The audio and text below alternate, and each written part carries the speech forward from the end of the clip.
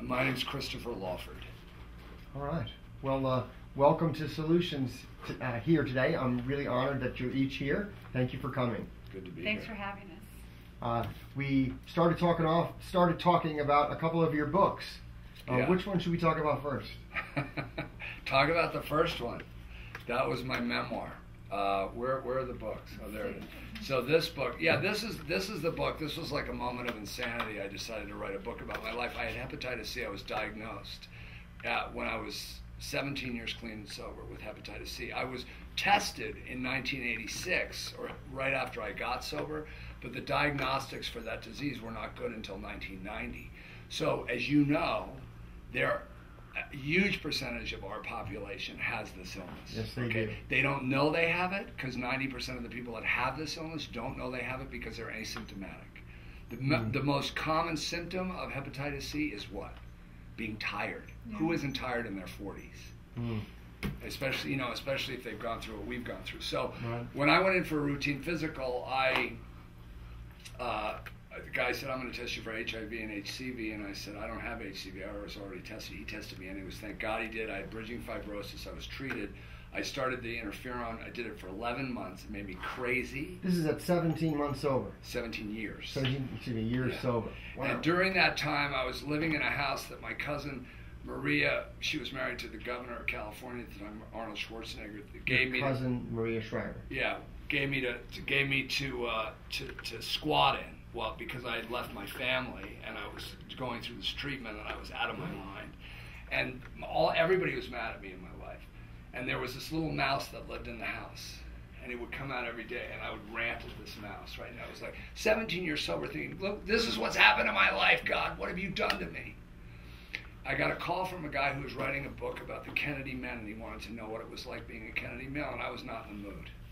And I said, you write me a letter and you tell me why the world needs another book about the Kennedys, because I think there are too many already. And I slammed the phone down. And a month later, I got a letter from him, and he said something about one of my cousins doing something heroic. I didn't think it was heroic, and I didn't remember the story, so I called him up and I said, listen, if you needed the money or you wanted to impress a girl, I would have talked to you. But the only reason that story needs to be told is if my cousin wants to tell it. And I slammed the phone down.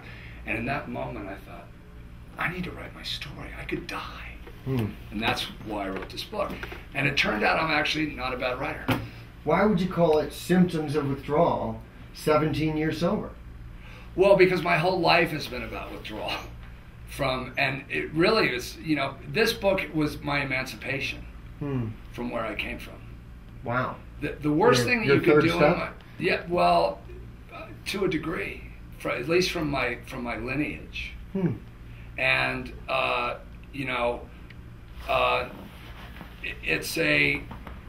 it's an honest book about addiction and recovery. I can't wait to read it. Yeah, it's a good book. Right on. Stacy and I actually each made a pact that we're going to read one of your books within the next 7 days. We have. That's right. Okie dokie then. That's not the big one. Actually, the big one. Yeah, right. It is. The second book, which is also a New York Times bestseller, was called Moments of Clarity. Right. I relish the rehab experience because even though we give a medical, therapeutic, safe program that we roll out, a lot of our patients during the 30 days have a moment of clarity. Right. And it's an amazing thing. Something I relish. Carl Jung called it the psychic change moment. And he said that he never heard of an alcoholic recover without one. He said that to Bill Wilson in a letter. I don't know whether that's true or not, but I believe Carl Jung believed it was true. And Carl Jung was a pretty amazing psychologist. So I would say it's been in my experience that most people who are in recovery have a moment of clarity or moments of clarity. I've had many of them. My first one was, and I think, when I went out there, I wrote this book, I intended to become a writer. And I went to write a novel about a guy trying to figure women out, but what came back from this book was an enormous need in our culture for people to talk about this health issue. And so I was under enormous pressure to do another book. And what I found when I would go out and speak, and I'm sure you've seen this too, is there's a lot of hopelessness around this illness, especially with families who have struggled with it for years to no avail. Right, they've tried 3 times. They've tried 5 times. And and I believe, because I've seen the folks, it took me 9 years to get clean and sober. Okay, I knew at 21. 27 years ago. Yeah, okay. 21 that I was a drug addict and alcoholic. I got sober when I was 30. So, but I kept trying. And people asked me what I did right, and I said I did 2 things right, only 2 things right. I didn't die, and I stayed connected, and that's a big deal. Because this thing kills. Yes, I know. And the other thing is I stayed connected always to some kind of treatment. I always wanted to get better. So the deal is this is a book of hope, and it shows in people that are well known and people that are not so well known what that moment that gets them from addiction to recovery. In the second appendix of the Big Book of Alcoholics Anonymous, it talks about a spiritual experience. So you believe that spiritual experience is what led to a moment of clarity?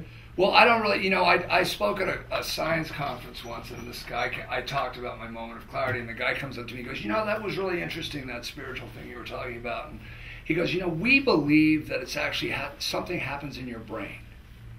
And I said, you know what, that might be true, but I'll tell you what, you could prove to me that God doesn't exist, and I would still believe because it works for me. So whatever works for you, man.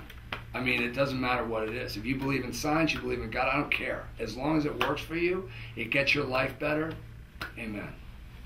Amen, and we'll remember what Carl Jung said. That's important. Cool. Yeah. Now you've just wrote a 3rd book.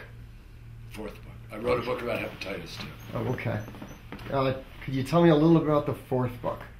The 4th book is a book called Recover to Live. Kick any habit, manage any addiction. That sounds Conversation with 100 of the world's smartest people about addictive disease. Oh, wow. Now, people get a little thrown by the kick any habit, manage any addiction thing, because they go, habit. Well, this is a book that's meant to be broad. I talk about the 7 toxic compulsions, which are alcohol, drugs, sex, food, gambling, smoking, hoarding. Okay, those are the 7 major things people have issues with. Okay, process as well as chemical dependency, and also codependency, which is a huge problem for people. By the way, most families that I know, the codependents are sicker than the people that have the actual disease. They are in my family. So this went from a 23 million people in U.S. issue to a 60 million. Oh, easily. To now, with codependency, it's even 120 million people who are directly impacted, because just with drugs and alcohol, there are 22 million people who have an alcohol or drug dependency, DSM dependency. There are 60 million people who have a non-dependent use disorder, who have issues with, they drink too much on the weekends, they binge drink, they get a DUI, whatever their deal is. They have a little bit of a problem. They may not be addicts and alcoholics, and those folks, by the way, can be cured. If everybody's so uptight about the cure thing, So not the 22 million. Yeah, they have it. It's like Bill Wilson said in the Big Book of Alcoholics Anonymous. What's really amazing about the Big Book of Alcoholics Anonymous is that book was written in 1935 or 37 or whatever it was. That book, those guys knew some stuff that we're just proving today with the science. One of which is there's a difference between the alcoholic and the hard drinker that Bill talked about. And you're saying the alcoholic can be cured? No, the alcoholic can never be cured. They're like men who have lost a limb, they'll never grow another one. That sounds familiar. Yeah. Cool. And the families, which are a big deal, because they're the ones who basically, if we have anybody to thank, we have the treatment industry to thank for keeping this in the forefront, or trying to keep it in the forefront. And we have families who are the recovery community as it stands today are, God bless them, are missing in action when it comes to advocacy and the visibility of this illness. And they have a responsibility to advocate on behalf of their clients. I don't know whether they do or not. I mean, I think that we As leave that up to... counselors and therapists, we believe they do. In the treatment industry. I'm talking about those in recovery. People in recovery can, if they choose to. But the families, people who have been touched by this in their families, who care about this issue, have really been the backbone of whatever recovery movement there has been in this country, which hasn't been much. I think that's true, but I also think families have also contributed to the disease, and that if there were more education out there available to families, so that they can identify addiction, understand addiction as a disease, and actually have the resources to tap into, that addiction would be addressed much earlier in life and before it really does get out of hand. Because being a family member of a father who was an alcoholic and prescription pill addict, as well as a son who is an addict, I saw that, it was very frustrating, because you don't know as a family member what, I know, okay, my father partied, and was a wild man. Right. And my son was just like my father, he partied in school, and I thought he would grow out of it, and he didn't. It just got worse. And as a parent, you're trying to, you're disciplining this child, they're getting into trouble constantly. The more you bail them out, the more you become an enabler, the more you're trapped in this whole disease of the addict, of denial, and just basically being uneducated. It's interesting. Yeah, that's a good point. When you're saying that, I felt the powerlessness of, I'm a parent. I have a 10-year-old boy. I haven't had to wrestle with this quite yet. However, as a person in recovery, I understand that once I drink, I am powerless. While you were talking, I just felt you were powerless as a mother over your son. You're powerless as having a newborn grandchild. It's very true. Very true. And I don't think that parents understand how powerless they are and how close to possibly losing their children, who are, especially in this day and age with prescription pill addiction, they are to losing their children. Okay, this is an interesting point, because that's great that you picked, because I got it too, and I would say I totally would agree with you. I have a daughter who's now clean and sober 2.5 years, but congratulations. When she starts, she's 22 and she's amazing. When she started, I remember she was like 15 or 16, and I did exactly what you did. Even though I'd been there, I knew everything about it, I was like, it's just a stage. I'm like, are you kidding? And the guys that I work with were like, we should get her assessed. You should bring her in to do. And I finally did, because I had good people around me. But it changes over time. And the thing about the powerlessness, because, I see what you do, and I think we're right. We're powerless over the addict. There's no question. With my daughter, I said, look, Savannah, this is the deal. You have this thing. I'll pay for treatment. I'll pay for a year of therapy. It's on me. The whole year is on me. After that, you're accountable. You're accountable, and it's your issue. And she got it. Wow.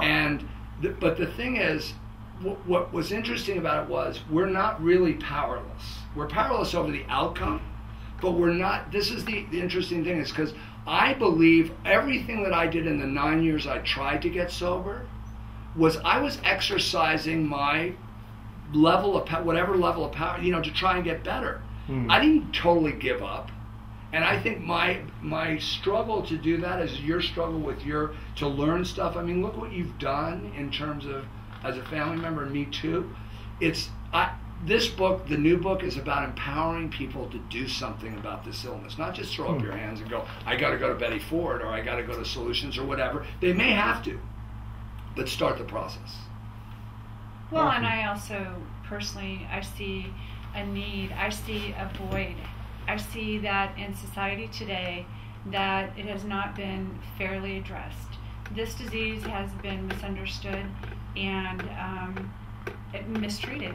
Right. and it deserves the treatment. It deserves the attention. It deserves the awareness, and that's where I get my passion. Is, you know, being able to stand up and say, look, let's fight for this disease. I go to charity fundraisers for prostate disease or cancer or brain disease, and millions of dollars are raised out of the goodness of people's hearts to give to this disease. That is not happening for addiction. Even though it's the elephant in the living room in every house in America. What's the number one killer in America? Yeah, it's true. I mean, it definitely doesn't get the respect, but I think it's changing. I see it. I think you probably do too. I mean, everywhere I go now, this is a conversation that you can have. I spoke in front of a family wealth advisory group in Chicago the other day, and these are guys that you know, that's like the financial advisors at Lazard Frere and Goldman Sachs and people like that, of high net worth families. And what we know is that 50% of all family businesses have an acute addiction problem. 50%. Wow. So this is a huge issue for these people that they have never really addressed. And they have the capacity to do it. Right. Okay. So, but I went and spoke there. I brought brochures on all this stuff. They were all gone. Like, there was enormous interest, and before, where people wouldn't come up, they would try to get you on the side and go, oh, by the way, I have, you know. Now they walk right up to you and go, yeah, me too, I got it. So it's I think it's really changing. It is changing, yeah. but it has a long ways to go. That's right. Yeah. And I'm really glad that we had a little bit of time that we could each talk about it, because each one of the three of us are doing what we can to raise awareness and help address the number one health problem in America. I'm going to thank Stacy Mathewson and Christopher Kennedy Lawford for being here at Solutions Recovery and talking about your Recover to Live, Kick Any Habit, Control Any Addiction book. Thanks very much. Thank you. Thank you.